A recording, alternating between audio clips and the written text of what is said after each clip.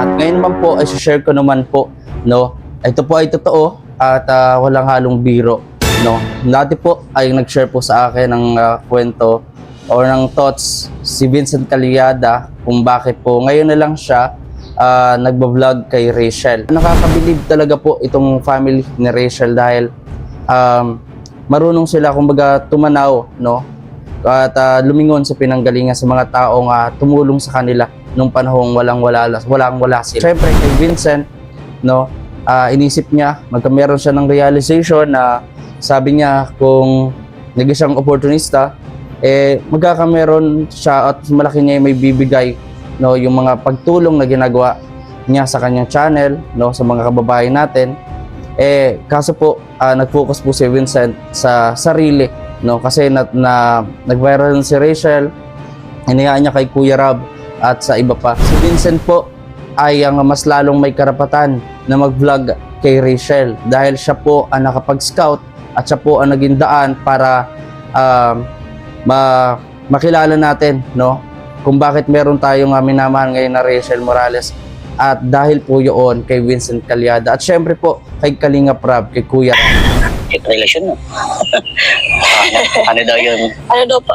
Pinakamalaking kinakatakutan mo pagdating sa relasyon. Yeah. Siyempre, dumating sa point, di ba, nagmahal ka na. Yung pinakamalaking kinakatakutan ko. Sa akin po mga Kalinga po, pagka ang usapan ay relasyon, may kinakatakutan, no? Para naman sa atin, kapag papasok ka sa love or in a relationship, dapat maging prepare ka, handa ka sa mga ganyang scenario, no? Yung takot, yung saya, di naman pwedeng puro saya.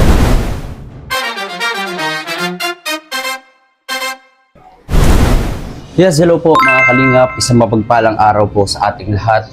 Muli, ito po si VG Kim Official at please subscribe po sa ating YouTube channel. And maraming salamat din po sa suporta mula sa Team Kalingap at syempre shoutout po sa Team Rachel Community.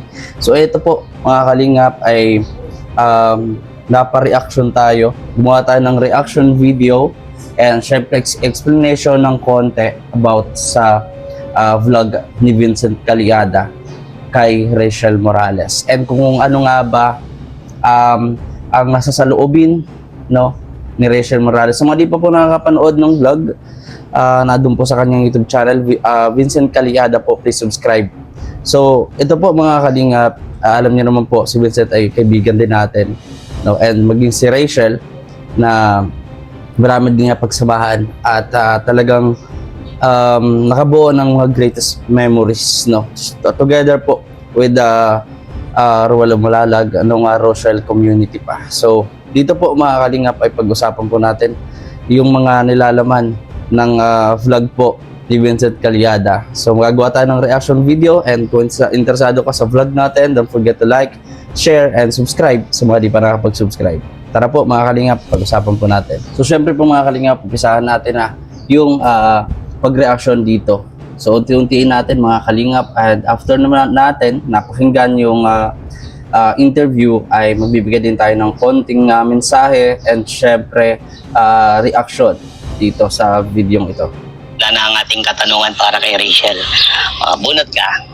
So direct na po ito na tanungan, wala nang paligoy-ligoy. So napakaganda talaga, kaya umabot na po ito ng 108,000 views. Ayan, congratulations po kay Padi. Ayan, kay Vincent Calyada. Pag gusto mo sa akin na. Painted talaga siya eh. Nag-effort talaga si Vincent. May effort. Nababasa man mo. Wait lang po. Yan, sige. Pag ano, ako mabasa. Sa iyong buhay. Ayan, gawin natin. Ayan. Pinakamalaking tagumpay? Kung gusto mo. Ay, babasahin po. Sige po. Ano sa tingin mo ang pinakamalaking tagumpay ng iyong nakamit sa iyong buhay? Tagumpay po, yung makita ko pong healthy ang family ko, masaya ang family ko, and may peace of mind po ako, ganun po. Wow. So, ayan. Simpleng sagot, no? At totoo. Sige, ito. Bunot ulit. Parang dami mo dito At nga po pala mga Kalingap, pray natin yung pagbiyahe nila Rachel ngayon papunta ng Bataan with Team. Ayan. 29 na katanungan yan. Pero ikaw man ang titingin. Ay, Kasi para alam mo kung anong ano. Pag gusto mo yung katanungan, babasahin ko, sagutin mo. Pwede ka Okay. mag-pass. Pag alam Ano mo. po ito? Ano po pinaka-specific na ano? Ano ang mga pinakamagandang katangiang may ambag mo sa isang relasyon? Parang, kumbaga, syempre, may nagdaanan ka na sa isang relasyon. Ano yung may ambag mo? Mhm. Sa isang relasyon po, ang pinaka-maiaambag ko po ay yung suportahan po sa Mhm. sa mga gusto niya, sa mga pangarap niya sa buhay. Yun. Yun. Which is po mga kalingap, no? Isa po ako sa talagang din magpapatunay na kung gaanong sumuporta itong si Rachel. No, totoo. At syempre, hindi man maiwasan minsan, no? When it comes to relationship, is merong mga konting tampuhan, mga ganyan. Pero ganoon pa rin, nakita ko yung suportahan. No? Talagang alam niyo naman po yan mga kalingap. At sa mga fans po ng Rachel community, alam niyo po yan, no, kung paano po. So tara, continuous po natin yung topic. Sige. Suporta. Suporta. Suporta. Yan na po.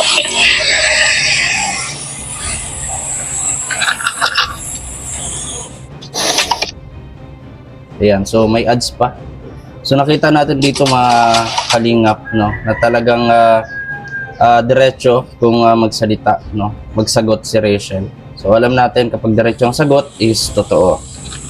So, tara. First time ko pong maranasan yung ganun. Mhm.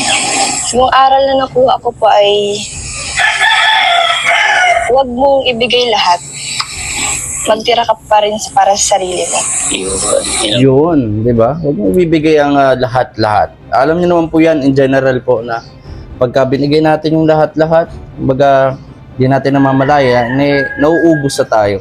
No, kumbaga parang sa kandila yan. Nagbibigay tayo ng liwanag para sa iba without knowing na unti-unti na tayo nauubos. Kaya always think po, no, na magtira kayo para sa sarili nyo. Like sa isang relasyon is 40, then 60 para sa iyo, 'di ba? Love yourself. So, ayan.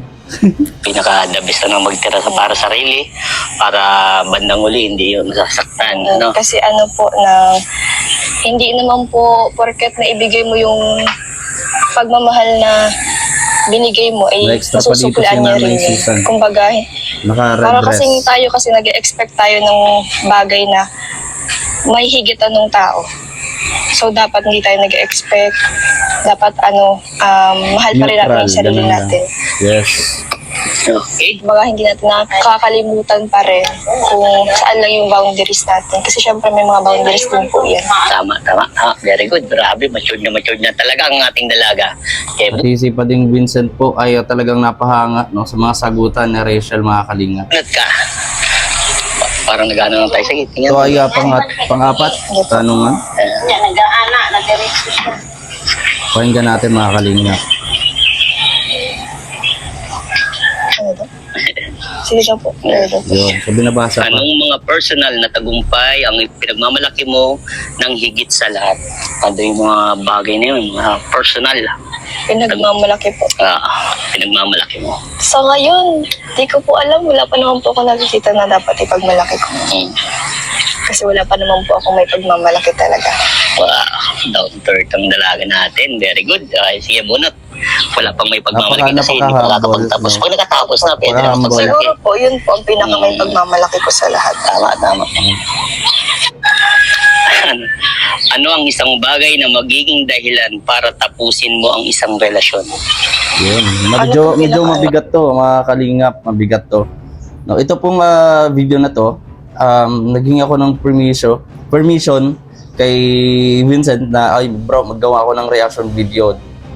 Usually pa naman, ginagawa ko naman niya noon pa. No, nagagawa ako minsan kapag wala akong pang charity katulad nito. So, nagagawa pa ako ng mga reaction video. So, ito po, mabigat na tanong to At ito no, tanongin na, alamin natin kung ano yung sagot. Parang, di ba, kunyari, may karelasyon ka, parang nakikita mo ng hindi na healthy yung relationship. Ano yung bagay na pwede mong dahilan para tama na, enough na. Yung parang ayoko na. Siguro po, para lang naman po sa akin. Hmm. Siguro po, mas mabuti na sabihin natin sa kanya kung ano yung dahilan, then Tama. usapin para malinaw. Yun. Yun po. Yun ang pinaka-the best. Kailangan yung pag-uusap para may closure, ano. Opo. Pangit kasi yung pag hindi kayo nag-usap, biglang nawawala lang. Opo, Pangit. Very good. Sige.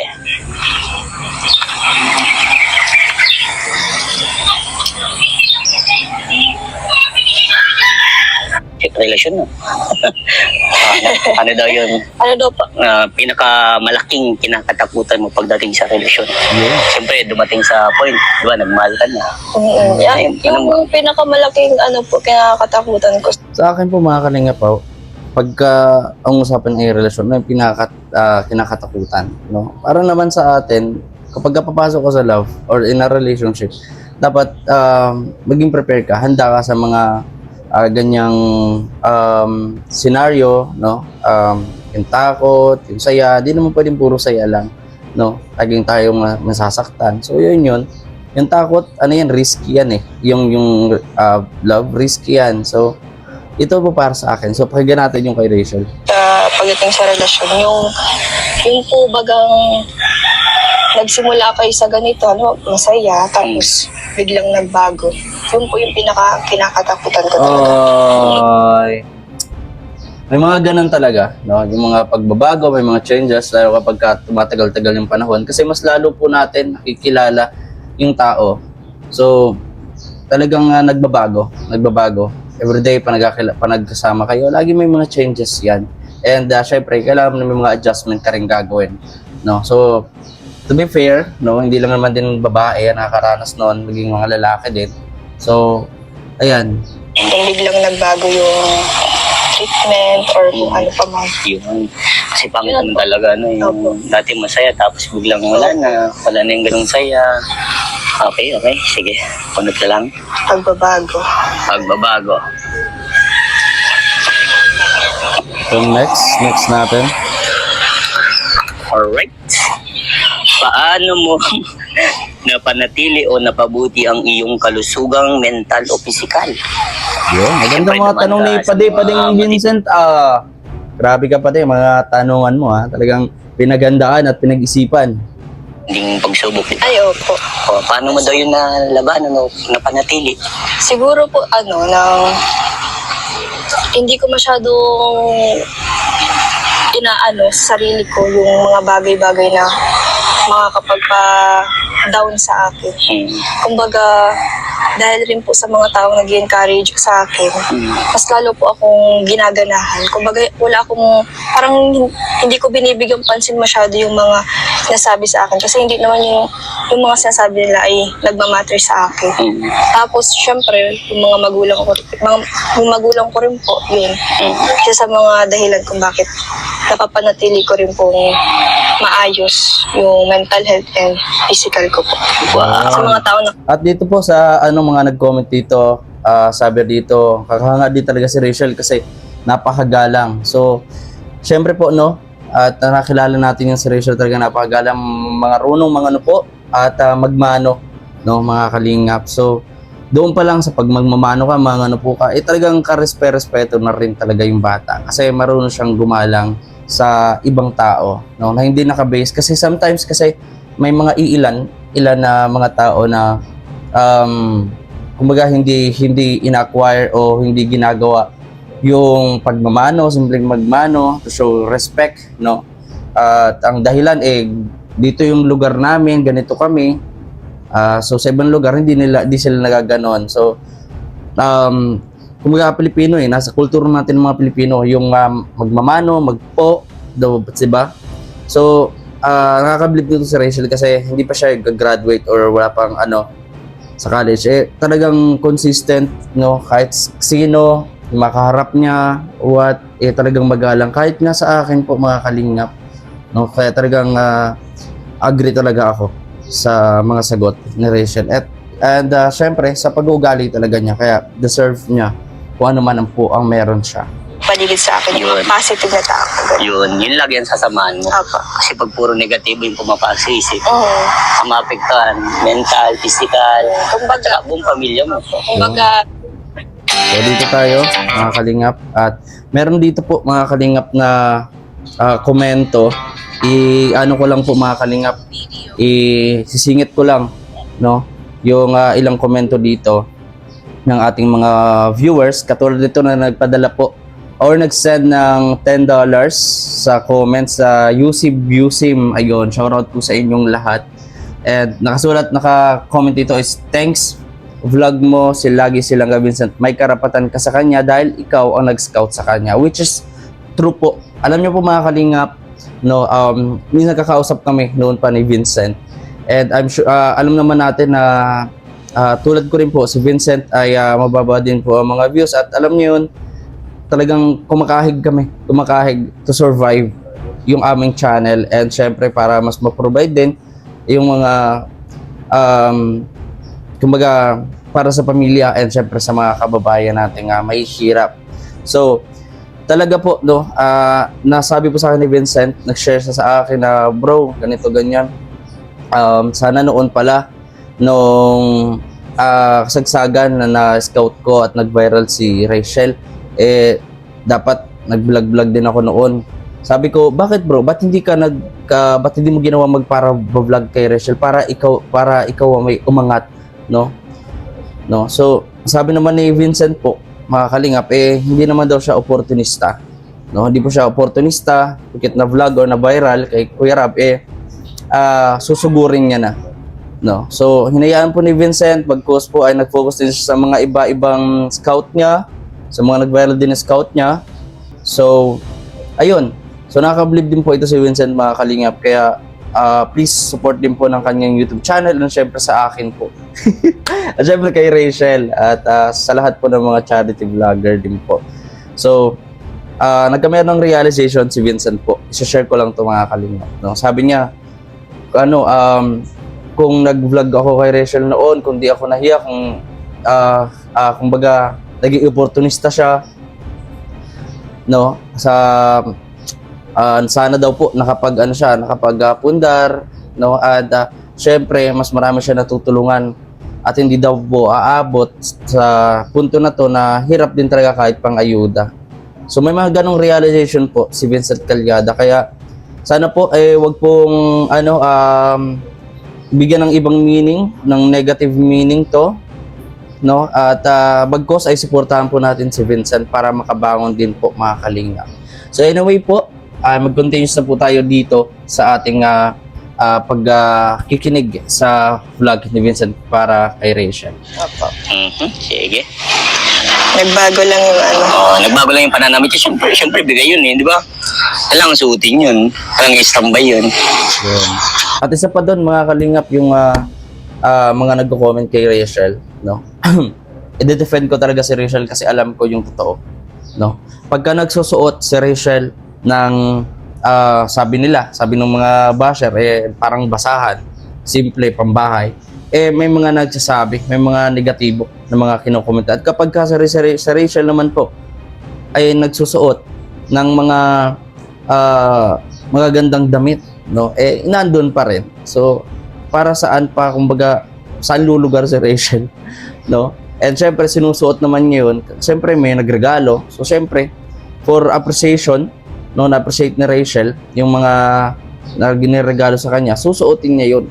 So huwag po nating pati silipin yun. Ano ba naman yan? 2026 na po, mga kalingap. Ito pa. Sige. Sasagutin ko yan. Okay. Anong mensahe mo kay Roel sa pagtulong niya sa mga mahihirap?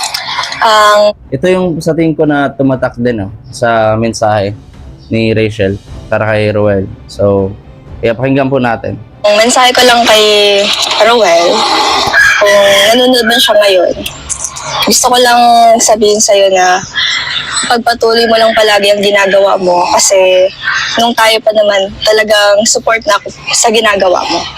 And sana pagpatuloy mo lang yan, tsaka mag-iingat ka lang palagi sa pag-scout, sa pag-vlog, sa pagtulong sa mga mahihirap na deserving. So yun. Yun, tuloy lang. Kasi kung anong ginagawa mo sa buhay mo, go ka lang. Go lang ng go. Short but meaningful answer.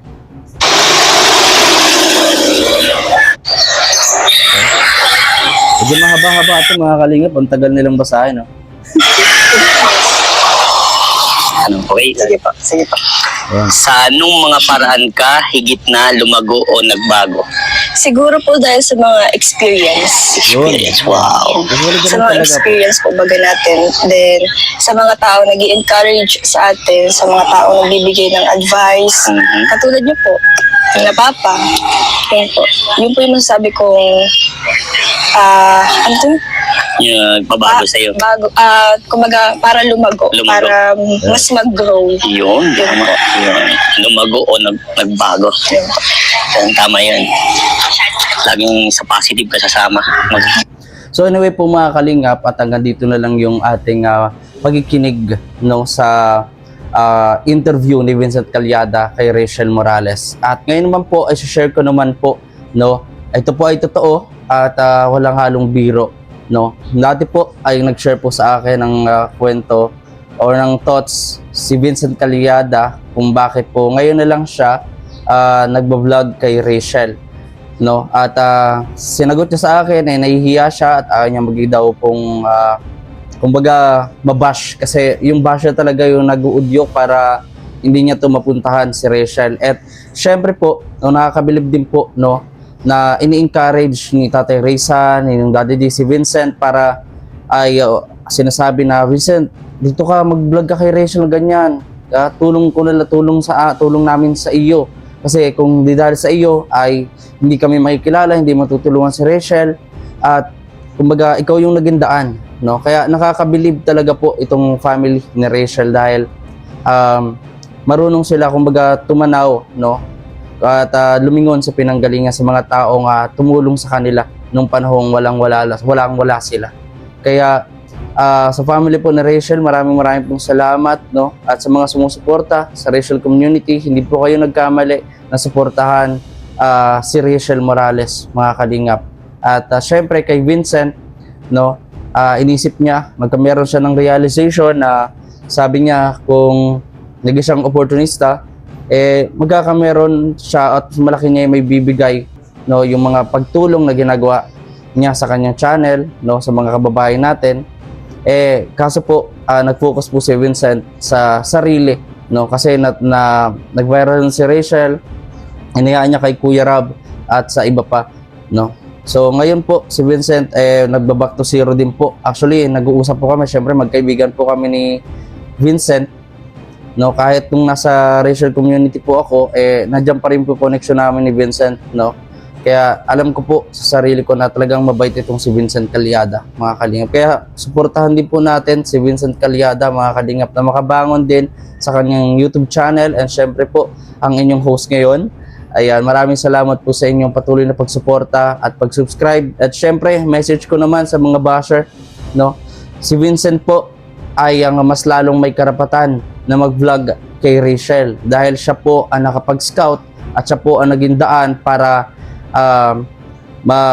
makilala natin, no, kung bakit meron tayong minamahal ngayon na Rachel Morales. At dahil po yun kay Vincent Calyada at syempre po kay Kalingap Rab, kay Kuya Rab.